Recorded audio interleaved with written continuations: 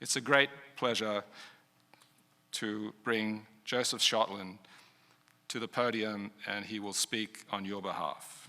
Joe.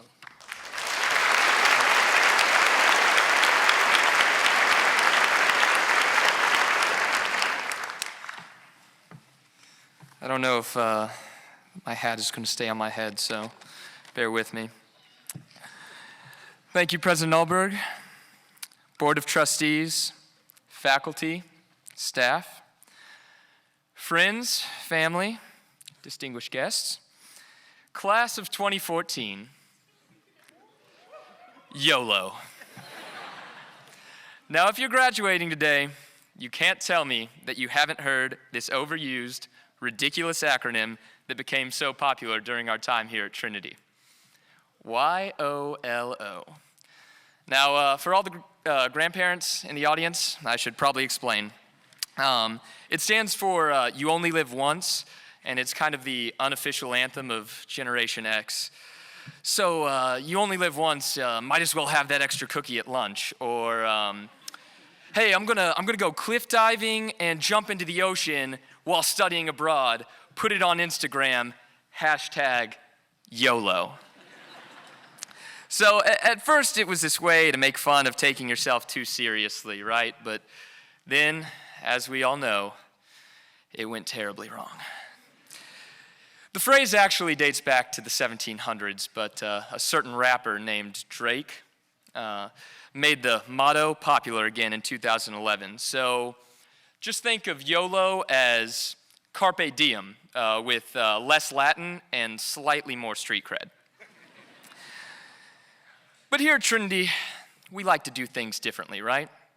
You know, we call freshmen first years, we celebrate our friends' birthdays by throwing them in a fountain full of questionable recycled water, and as President Alberg was alluding to, we grow out our blonde facial hair and dye it black in the sake of the love of basketball. So that last one was just me, but you get my point. So I hereby propose that our new motto at Trinity be Yolanda. Now don't worry, this isn't some grossly long acronym.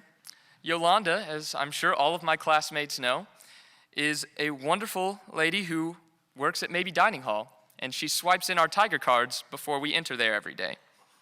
She's a staple in the Trinity community, and she embodies the spirit of graciousness that we all try to learn in addition to our great education here. Her warm greeting of, "Hello, sir," and her farewell of, "Have a great day, Joe," never cease to make me smile. Yolanda's kind and loving to every student that she encounters. And just real quick, I think she's actually in attendance today, I've been told. So can we give her a round of applause, please?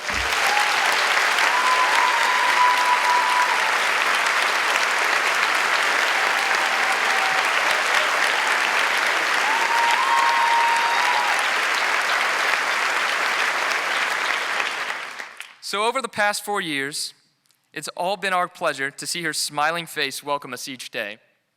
And above all, Yolanda exudes 3 characteristics that I think we should all try to emulate. She listens, she smiles, and she lives life enthusiastically. So as our last lesson as Trinity undergrads, as we transition out of her space and into a much larger one, let's parse those 3 lessons out a little bit. First on the list, listening. So I can see Robert Kitzinger right now, and I know he's rolling his eyes as I, the loudest and most obnoxious member of the basketball team, talk about the necessity to listen. So friends, do as I say and not as I do. You know, we live in a day and age where listening's not very high on people's priority lists. And we walk around with headphones in our ears, our eyes are glued to our smartphones, advertisements are constantly bombarding us, white noise is everywhere. You know, we hear a lot, but how much of it do we actually absorb? Take a moment and think about somebody that you can go to for anything. Now for me, my freshman year, it was my roommate, Peter Vidmar. And if you don't know Peter, I guarantee you'll recognize him when I describe him. Wranglers, cowboy boots, 10-gallon hat, every day to class freshman year. He was affectionately known as John Wayne in the freshman quad. Now, the thing that Peter did so well, and anybody that you might be thinking of for that matter, when you would talk to him, he wasn't quick to respond. He'd listen, actively engage in the conversation, and then, when necessary, come up with something thoughtful to say. You see, we don't build any relationships with automated quick responses, right? We build trust, love, and community through time and patience. We build relationships not by what we say necessarily, but by what we absorb. When we give our time and energy, we receive others' attention and insight. We actually benefit when we choose to actively listen. So the second item on the list, smiling. Now this one's pretty self-explanatory, and as much as I try to eschew cliches, I can't avoid this one.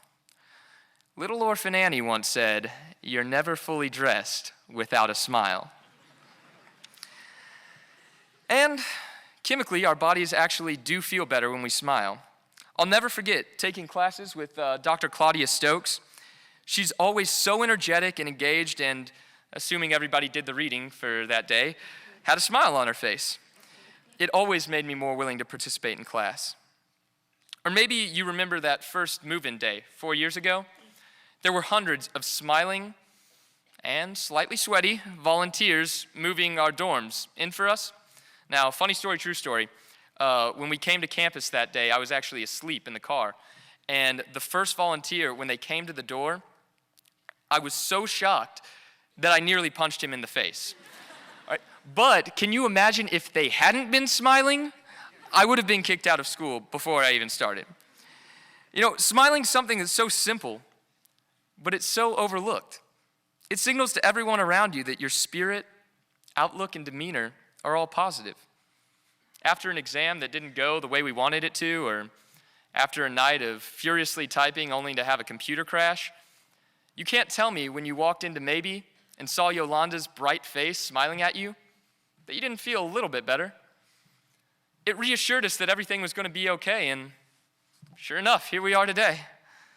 So yes, we're going into the big bad world tomorrow.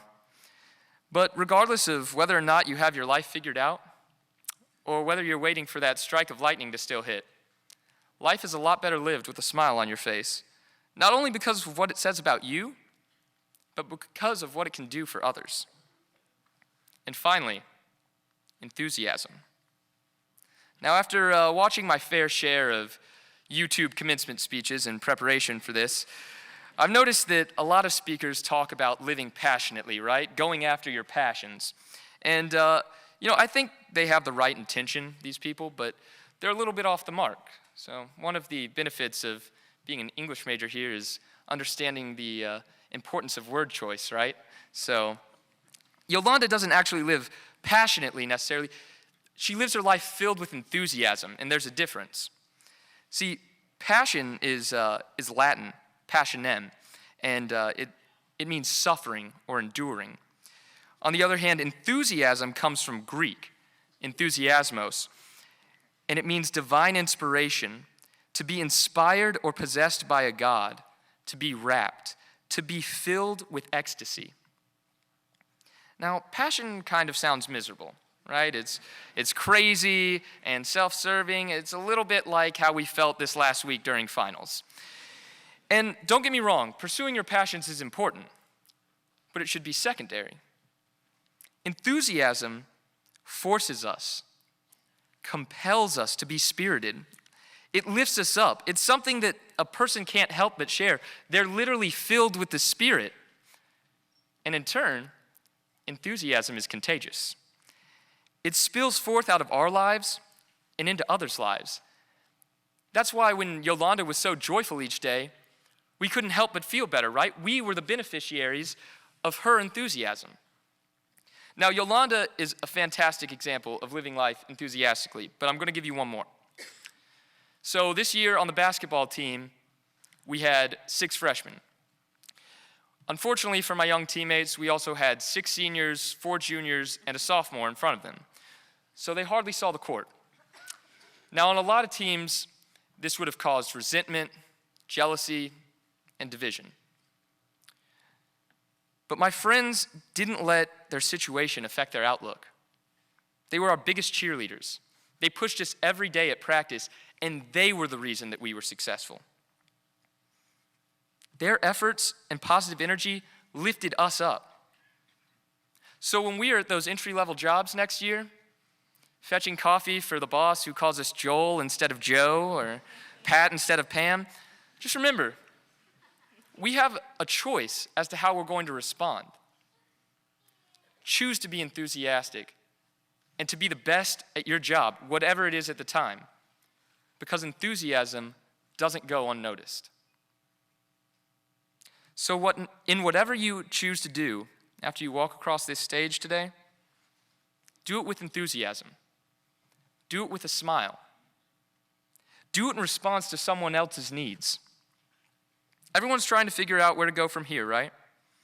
Well, a good place to start is with those 3 lessons Yolanda taught us. Sure, today's our day, but think about everyone who made it possible.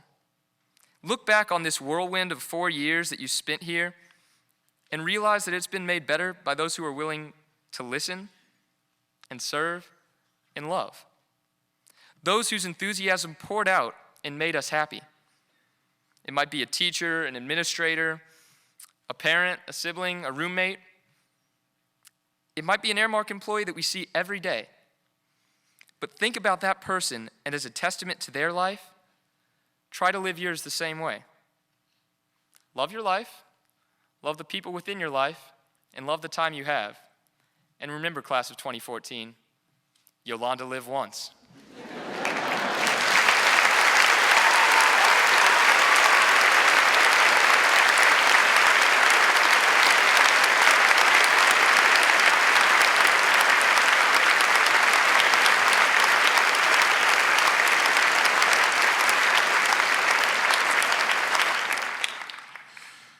Ladies and gentlemen, you just witnessed the value of a liberal arts education.